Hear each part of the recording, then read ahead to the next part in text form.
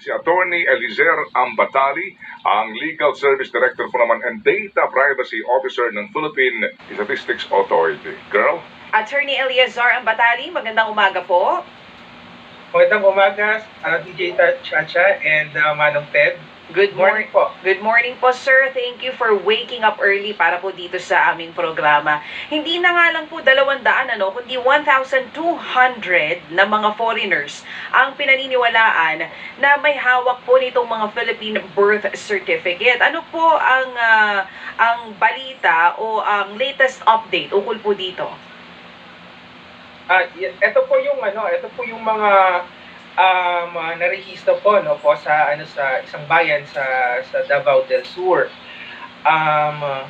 Well, ang PSA ay nananatili pa rin naman na sumusuporta dito sa kampanya ng ating mga kawani sa kasama natin sa gobyerno para mabigyan ng linaw kung bakit nagkaroon ng mga ganito na birth certificate or mga dokumento ang mga naturang mga foreign nationals. In fact, nung nakaraang taon ay lumitaw na ang ganitong concern sa isang bayan sa Davao del Sur. Ito rin yata yung bayan na tinutukoy ng NBI. And from then on, nakipag-ugnayan kami sa NBI para magsagawa ng mga investigasyon. In fact, we have already endorsed this one. We have coordinated with the NBI and we have helped them and assisted them in providing some information kung ano yung mga dokumento na narehistro dito sa bayan na to. Okay, Chacha. Yun pong sinasabi nyo na last year pa nyo actually nakita na may mga ganito nga. Nung nakaraang taon, ilan po yung tinitignan ninyong kaso nitong mga Chinese na may hawak na birth certificate? Kung lumobo na siya ngayon sa 1,200, last year, ilan pa lang po ito? Ang mga natitingnan namin is less than 100 lang nung nakaraang taon. Habang nagkakaroon ng investigasyon, lumalaki nga. Meron ngang mga ulat sa aming field offices na meron pang mga iba na narerehistro hanggang sa ito nga ay lumobo ng mga 1,200. At dito po dyan sa may local civil registry ng Davao del Sur sa Santa Cruz, sa bayan po ng Santa Cruz, mayroong empleyado na nasuspindi na. Isa lamang po ba yung tinitingnan ninyong empleyado o meron pang iba na under investigation? Ang sa pagkakaalam ko, DJ Chacha, yung local civil registrar mismo ang na-relieve doon sa kanyang opisina bilang local civil registrar. Sinuspinde muna yung local civil registrar na ito at meron ding mga pinaghihinalaan ng mga iba pang mga kawani. Remember, DJ Chacha, ang obligasyon na ito, ang mandato na ito para disiplinahin ang ating mga local civil registrar ay nananatili sa ating mga local chief executives o yung mga mayor natin. So, ginawa din naman natin ito, sinulatan natin ang mga mayor na kasangkot dito sa mga sa mga irregularidad na ginagawa ng local civil registrars para ma-actionan ng kanilang mga mayor at masampahan ng karampatang mga kasong administratibo. Attorney, makikisingit lang ha.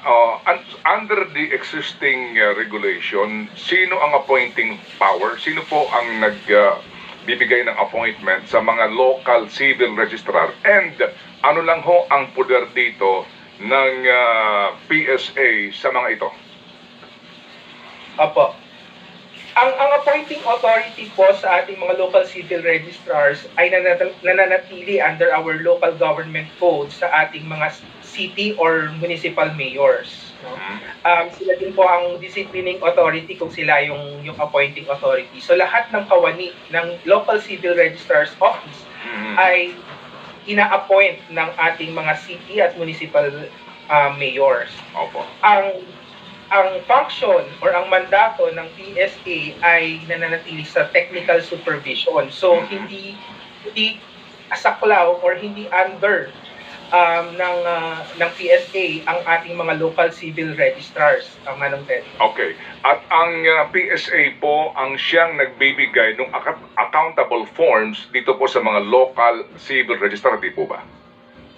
Kami po ang nagpe-prescribe. Yes. Meron din po kami na ibigay kung magre-request ang ating mga local civil registrars ng form, dahil ang pagpiprinta ng form ay ginagawa ng isang registered government printer natin. So, kung magre-request sila at meron silang kailangan na mga forms, ang PSA ang makikipag-coordinate sa ang registered government printer at mabibigyan ang Okay. local civil registrars. Sige po, so klaruhin natin to na alam na po natin mga kapatid, ang responsibilidad ng PSA at saka itong mga local, itong mga LGUs. So sabihin po ng issuance ng birth certificate. Ang reports po kasi medyo conflicting, no? Fake birth certificates. Fake ba yung form o hindi totoo yung naan doon sa entrada sa mga form na ito? So far po, anong finding nyo? So far po, yung form ay hindi peke. So, ibig sabihin na rehistro ito. Ngunit, merong mali doon sa pagkakarehistro. So, Opo. ang fake na tinutukoy natin dito ay yung mga entries. Yun, No? opo. Mga entries. So, ibig sabihin, merong naganap na mali doon sa pagre-rehistro. So, ito yung mga kaso na Okay. sinasabi na during the time of registration, there are falsified documents that were submitted, or there are fraudulent information that were entered by Opo. the local civil Okay, registrar. sige. So, dyan po sa puntong yan, yung pong accountable form, meron ho ba itong corresponding code? Kasi kung ikaw ay taga-Immigration Bureau, kung ikaw ay taga-Foreign Affairs Department, o ikaw ay taga-LTO, o kaya ikaw ay taga-Land Registration Authority, kapag nagsumiti sa iyo ng pangangailangan ng birth certificate o maging SEC, opo, meron ba silang paraan para ma-check muna ho nila yung authenticity ng papel na ginamit? Okay. Dalawa po kasi yung form na yan, no. Yung PSA authenticated copy, ito po yung nakalagay sa security paper. Ito po yung nakikita po natin na kulay yellow na medyo nag-green. Opo. Ito po yung security paper. Pwede rin po yung matamper, no? Okay. Pwede rin po yung matamper kung magaling talaga yung Namemeke. tamper. Okay. Namemeke. Pero kaya nga po ini-encourage natin ang ating mga ibang mga relying parties, especially our government partners, na mag-back channel kapag say for example sa DFA, we already have our agreement na kapag mayroon silang natatanggap na mga security papers ay mag-match, data matching muna sa amin bago nila i-approve yung mga passport. Para masigurado natin na lahat ng mga natatanggap nila ay within the standard and also authentic na galing talaga sa PSA. Ito ay isang klase ng fraud. Mas mahirap yung fraud na iimbestigahan kung during the registration mismo, merong mga mali. Okay, opo. Yes, opo. Kaya nga po maganda po na ito po yung ating mahiwalay attorney na usapin, ha? Kasi nga, kung ako po si Passport Processing Center, ako po si LRA o LTO, ang presumption of regularity nando doon kasi nga tunay yung papel. Ang problema lang yung entry doon sa birth certificate. Kaya nga po ito nalantad dahil nga dito kay Alice Goo at ilang pa mga kaso. So ngayon po, attorney, no? Ano ho ang inyong aksyon dito? How do you move forward? Bawat isa ba ngayon ng local civil registry ay uusisain ninyo dahil ito po kasi nalantad lang ito dahil may nahuli diyan po sa Davao area na nag-apply po ng passport, no? So paano po ngayon to? Kasi hindi natin ngayon ma-imagine, maisip kung gaano pala kalawak na itong problemang ito. Baka ho hindi po lamang sa Davao ito, baka po sa iba pa mga bayan. Opo. Manong Ted, under MC 2024-17, no, unang-una sa lahat, dahil sa mga kaganapan na ito, nag-issue po tayo ng memorandum circular na dadagdag ng mga requirements katulad ng kailangan makita mo yung kailangan makita ng local civil registrar ang nagpaparehistro, kailangan meron siyang national ID or kailangan niya munang magparehistro sa national ID, no? Kailangan din ng ng front-facing photograph na isa-submit sa local civil registrar at kailangan niya mag-submit ng mga identification, proof of identification ng kanyang mga parents, no?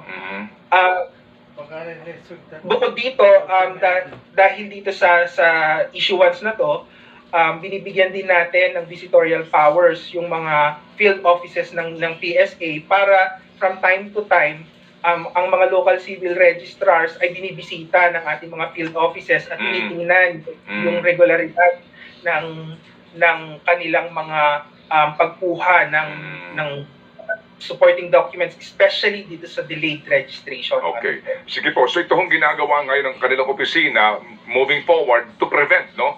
Ito pong ganito nangyayari. Pero doon po ngayon sa mga nabigyan na ng authentic birth certificate na mga dayuhan at hindi naman talaga Pilipino, sa ngayon po maghihintay na lang tayo ng pagsulpot ng bawat kaso na merong either application po ng passport o anuman na yung pong dayuhan ay gumagamit ng birth certificate na hindi naman totoo para po ninyo imbestigahan. Ganun po mangyayari.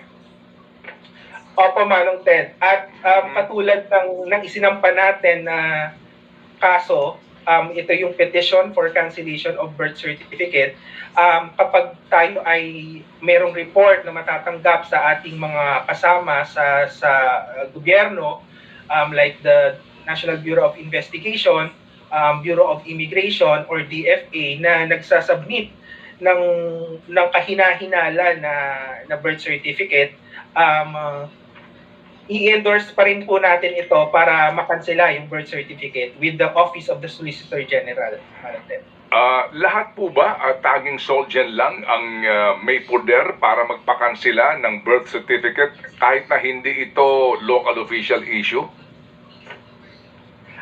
Ang Office of the Solicitor General kasi, Manong Ted, ay ang mga lawyers, kumbaga legal counsel ng buong gobyerno. Okay. Pag-usapan namin kasi baka mabaha ng petition ng ating Office of the Solicitor General. Pag-uusapan namin ng OSG kung po pwede nilang i-deputize ang legal service ng PSA at kami din ay tutulong makikipagtulungan din sa DOJ, no, kung baka naman po pwede po kaming magkaroon ng assistance din from our DOJ dahil kulang din ang mga lawyers ng PSA sa ngayon. Okay, sige po. So sir, sa sitwasyon po natin ngayon, no, ano ba ang dahilan kung bakit po ang iba na mga dayuhan, kasi dito po sa Davao yata, pati po Vietnamese, etc., no, ay nakakuha ng authentic birth certificate, mali nga lang po, fake lang yung mga entrada. Ano ba dahilan? Ba't sila kumukuha nito? Passport, di po ba, no? Passport, right? Klaro mo naman yon, no? Pangalawa, sa pagbili ng lupa, di po ba? Kasi under our existing constitutional provision, ang dayuhan, hindi pwede magmay-ari ng lupa, di po ba, attorney? Opo. So, nangangahulugan po na, kasi itong kaso po ni Alice Guo, ito actually, pag na-cancela yung kanyang birth certificate, yung lupa binili niya, di po ba bumili siya ng lupa sa Baopo? Siya may-ari ng lupa doon eh. Di po ba under ano mangyayari doon? Kapag napatunayan nga na hindi pala siya Pilipino, pero siya po ay nakabili ng lupa. Opo. Well, ito ay pinag-uusapan naman sa ating mga ibang mga kawani ng gobyerno. Ang OSG ay kasama din dun sa nakikipag-usap kung ano yung dapat na next na gagawin, no? Ang susunod na gagawin kapag wala nang birth certificate na sabi na na Pilipino yung isang foreign national, no? Opo. Ito ay kasalukuyan na nag-uusap-usap ang mga lawyers ng Opo. gobyerno kung ano yung nararapat Sige po. na Opo. kaso na Oo. kampanya. Kasi nga po, mga kapatid, isipin po natin, hindi po naman lahat no ay para sa passport. Kasi yung iba para sa makabili ng lupa kahit na dayuhan. Pangalawa, makapagparehistro sa SEC. Kasi under po sa SEC regulations, hindi pa pwede na mga dayuhan yung majority ng may-ari ng korporasyon, di po ba? So, lalabas ngayon, attorney, itong lawak ng problema na nilikha nito. So, sabihin po ng mga pagpaparehistro po sa SEC ng mga korporasyon, pagbili ho ng mga lupa, including ito pong iba pa ng mga tanging Pilipino po lamang pinapayagan. Ganun po ngayon ito, kalawak. Ano pong balak na inyong opisina ho dito, considering na ang pinagmunan ng lahat ng ito ay yung birth certificate? Kailangan nga talagang matunton natin, Manong Ted, yung source ng problema, which is the acquisition of a fraudulently acquired birth certificate, no? So kailangan natin magkaroon ng sa ating opisina, meron na kami talagang protocol ng endorso, pagpa-file ng kaso, at hanggang sa ma-file natin yung kaso ng pagkansela ng birth certificate, dahil nga sa marami ang nadidiskubre ngayon na mga foreign nationals na nagkaroon ng birth certificate. We have dedicated our lawyers also to have the fact finding at endorse sa ating Office of the Solicitor General ng kaso para sa pagkansela ng mga birth certificates ng mga naturang foreign nationals na to. Manong Ted, yung fact finding namin, we also have a fraud management division na nag-investigate sa ating mga local, mga ganito mga nangyayari, mga irregularidad sa pagtatalang sibil sa ating local civil registrars, at even sa among our PSA employees, hindi pa rin natin naman tinatanggal yung posibilidad na maaaring within our ranks ay meron din kaming mga hindi, alam niyo na po, hindi naaayon sa standards or protocols ang mga ginagawa. So lahat ng mga ito hindi natin ipinagwawalang bahala at tinitingnan po natin saan po tayo nagkaroon. Sabi ho ninyo within your ranks, maaaring mismo sa PSA sa loob ay meron po tayong kasapakat nitong mga sindikatong ito, if I may use the word syndicate, kasi nga ang lawak na, ang dami. So sa pahuli pong punto, galing sa inyong lingkod, sir, di ho ba ang accountable forms na ito may inventaryo? At ang PSA din po ay nangangasiwa sa, di ba, including sa populasyon ng Pilipinas, di ho ba? Sir, so sa bawat bayan, meron tayo diyang populasyon na, at meron din po tayong birth rate na tinatawag. So vis-a-vis the number of forms na ibinibigay dito sa local civil registrar, hindi ho ba isa yun sa mga punto na magtataka ka na uubos ang form nila dito sa dami ng mga late registration, di po ba? O alam niyo ho yun? So sa puntong yun, ano ho ang balak niyo ho ninyo, attorney? Dito sa mga forms, makikita mo naman kung mauubos yung kanilang mga forms dahil sa kanilang birth registration, sa dami ng birth registration, welcome naman po yun. Ang tinitingnan po natin dito ay yung dami ng delayed registration. Okay lang po kapag finally registration, pero kapag ang masyadong marami naman ang delayed registration, ito ay nagti-trigger sa amin na bakit ganito ang submissions nitong local civil registrar na to, at ito ay isang trigger na para magkanda kami ng visitorial ocular visit sa ating local civil registrars at magtanong-tanong at mag-audit dun sa mga proseso ng local civil registrar. Okay. Sige po. Oo. Okay. Yes po. Sige. Attorney, yung pong sinasabi nyo ngayon na ginagawa ninyo na ocular visit dito sa mga local civil registry office na may mataas yung bilang ng late registration, bukod po dito sa Davao del Sur, are there other areas na nakita nyo na ganito rin po kadami ang bilang ng mga nagpaparehistro na late? Meron kaming tinitingnan ngayon na 21 local civil registrars, DJ Tata. So, since January of this year, we have already deployed our manpower to look into these 21 civil registrars. Hindi naman po to ang kasing dami ng Davao del Sur. ng Davao del Sur.